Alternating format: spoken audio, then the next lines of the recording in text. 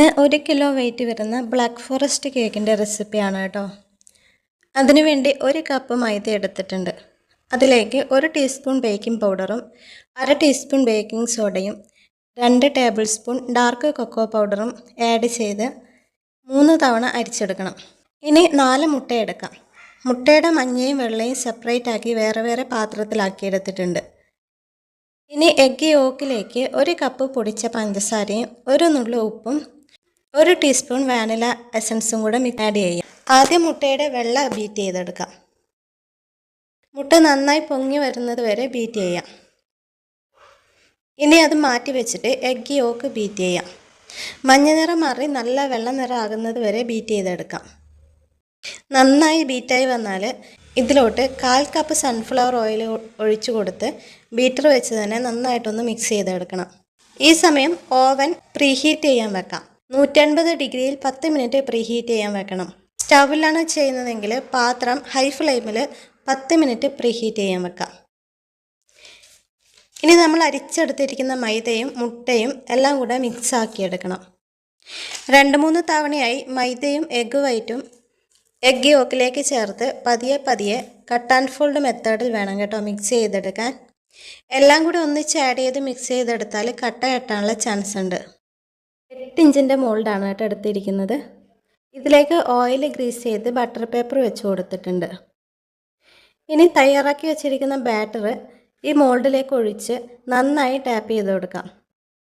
നന്നായി ടാപ്പ് ചെയ്ത് കൊടുത്താൽ അതിൻ്റെ എയർ ബബിൾസ് ഒക്കെ പോയി കിട്ടും. ഇനി പ്രീഹീറ്റ് ചെയ്തിരിക്കുന്ന ഓവനിലേക്ക് ഇത് വെച്ച് കൊടുക്കാം. ഷുഗർ സിറപ്പ് റെഡിയാക്കാനായിട്ട് 1/2 കപ്പ് പഞ്ചസാരയും 1 കപ്പ് വെള്ളവും 1 നുള്ളു ഉപ്പും ആഡ് ചെയ്ത് കൊടുത്ത് നന്നായി തിളപ്പിച്ച് ചൂടാറ്റിയെടുക്കാം. നമ്മുടെ കേക്ക് ബേക്കായി വന്നിട്ടുണ്ട് കേട്ടോ. ഇനി സ്പോഞ്ച് ചൂടാറിയ ശേഷം കട്ട് ചെയ്തെടുക്കാം. മുകളിലത്തെ ഭാഗം കട്ട് ചെയ്ത് മാറ്റി കൊടുക്കാം. എന്നിട്ട് കേക്ക് 3 ലെയറാക്കിയെടുക്കാം. ഇനി ക്രീം ബീറ്റ് ചെയ്തെടുക്കാം. 1/2 കപ്പ് ക്രീമാണ് കേട്ടോ എടുത്തിരിക്കുന്നത്. ക്രീം നന്നായി സ്റ്റിഫായി വരുന്നത് വരെ ബീറ്റ് ചെയ്തെടുക്കാം. നന്നായിട്ട് സ്റ്റിഫായിട്ട് കിട്ടണം, എന്നാലേ കേക്ക് നന്നായിട്ട് സെറ്റായി കിട്ടുള്ളൂ. പാത്രം കമിഴ്ത്തി വെച്ചാലും ക്രീം താഴോട്ടേക്ക് ചാടാത്ത രീതിയിൽ അത്രയും നന്നായിട്ട് സ്റ്റിഫാക്കി എടുക്കണം. ഇനി നമുക്ക് കേക്ക് ഐസിങ് ചെയ്യാൻ തുടങ്ങാം. ഫസ്റ്റ് ലെയർ വെച്ച് കൊടുത്തിട്ടുണ്ട്.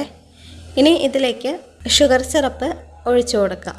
ഫസ്റ്റ് ലെയർ ക്രീം സ്പ്രെഡ് ചെയ്ത് കൊടുത്തിട്ട് അതിലേക്ക് ചെറിയും ഡാർക്ക് ചോക്ലേറ്റും ആഡ് ചെയ്ത് കൊടുക്കുന്നുണ്ട്. ഇനി സെക്കൻഡ് ലെയർ വെച്ചിട്ട് വീണ്ടും ഷുഗർ സിറപ്പ് കൊണ്ട് വെറ്റ് ചെയ്ത് കൊടുക്കാം. എന്നിട്ട് ക്രീം സ്പ്രെഡ് ചെയ്ത് വീണ്ടും ചെറിയും ചോക്ലേറ്റും ആഡ് ചെയ്ത് കൊടുക്കണം. തേർഡ് ലെയർ വെച്ച് കൊടുത്ത് കേക്ക് നന്നായിട്ട് ഐസിങ് ചെയ്തെടുക്കാം. ബിഗിനേഴ്സൊക്കെ ആണെങ്കിൽ കേക്ക് ഒന്ന് ക്രം കോട്ട് ചെയ്തിട്ട് ഒരു 1/2 മണിക്കൂറെങ്കിലും ഫ്രിഡ്ജിൽ വച്ചതിന് ശേഷം ഐസിങ് ചെയ്തെടുക്കുകയാണെങ്കിൽ നല്ല പെർഫെക്റ്റ് ആയിട്ട് കിട്ടിക്കോളും കേട്ടോ.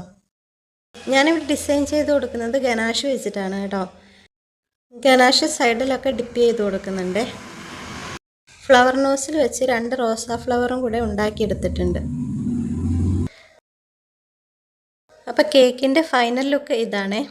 റെസിപ്പിയും കേക്കിൻ്റെ ലുക്കും ഇഷ്ടപ്പെട്ടാൽ ലൈക്ക് ചെയ്യണേ. സബ്സ്ക്രൈബ് ചെയ്യാനും മറക്കരുത്. Thank you for watching.